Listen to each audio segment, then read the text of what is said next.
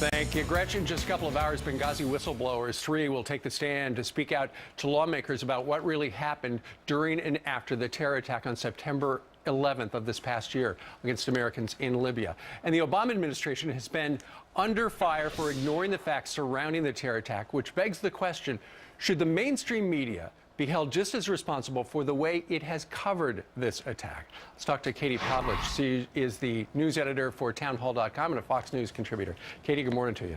Good morning. Okay, we've been talking since the get-go about what happened in Benghazi right here on the Fox News channel. It's been covered on talk radio, on the blogosphere, but mainstream media has avoided it. The big question is what's going to happen today, right?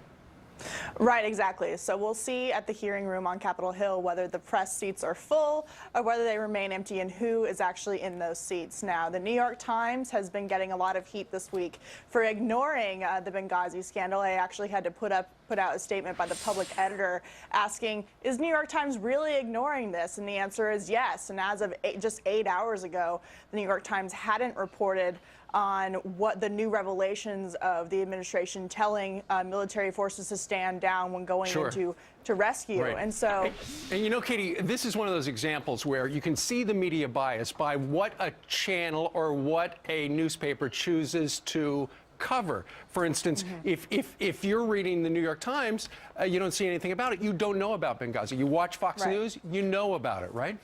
Right. Well, bias comes in many forms, and the way the mainstream media operates is in their biases by ignoring scandals. And we saw this with the Fast and Furious scandal. We've seen it with the Benghazi scandal pre-election and post-election. We haven't seen much pushback on Hillary Clinton's comments about what difference does it make. And it just seems like a lot of these outlets don't really have much any really concern for what actually happened here and deaths of Americans. We've seen that through the lack of coverage, which is, as I said, also a form of bias.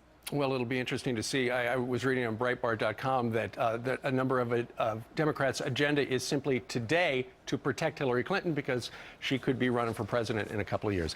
Katie, we thank you very much for joining us today from our D.C. bureau. Thank you. Thank you. You betcha.